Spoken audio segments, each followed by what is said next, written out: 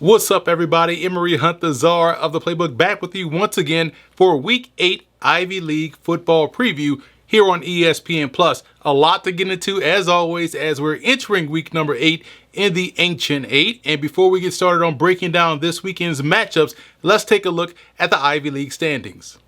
Now, as we look at the standings, Princeton is the lone undefeated team in the Ivy League after their victory last weekend over the Cornell Big Red. But you see right now, Penn, Harvard, and Yale are all 3-1, with Columbia being the lone team that doesn't have a win so far this season within the Ancient 8.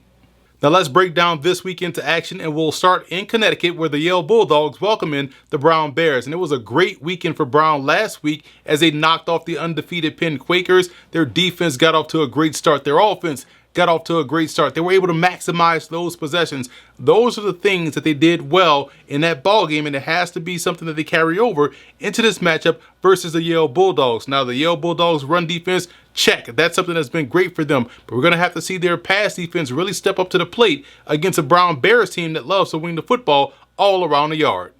Next up, we have Columbia traveling up to Cambridge to take on the Harvard Crimson. And for Columbia, it's about finishing ball games. I thought they started last weekend's game against Yale rather well. They were going back and forth, but you got to finish. And I think in the fourth quarter, you got to start finding sacks. You got to find ways to get to the quarterback and apply pressure. And if you're Harvard, their defense, to me, has tightened up in the red zone. They've tightened up a lot in the second half, and they're really strong on both sides of the line of scrimmage. And if you're going to be strong on both sides of the line of scrimmage, you're running the football rather well, you're stopping the run, you're getting off the field because you're getting pressure, you're going to win a lot of games. So being built well up front on both sides is the hallmark of Tim Murphy's Harvard football team.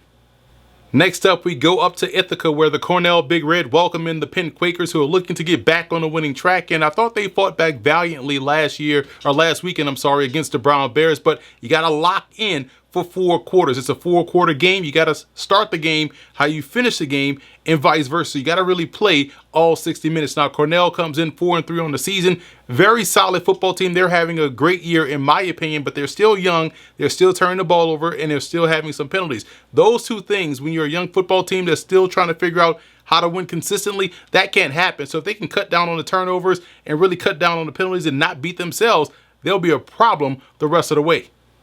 And lastly, we travel down to Princeton, where the Tigers play host to Dartmouth. Now, the Big Green have a big-time playmaker at wide receiver in Paxton Scott. Tremendous talent, excellent wideout, and he is someone that has gotten better each and every game. He is also someone that they're going to have to get involved early and often against his very tough and stingy Princeton defense. And Ryan Butler, the true freshman running back for the Tigers, caught my attention all season long. 5'11", 225.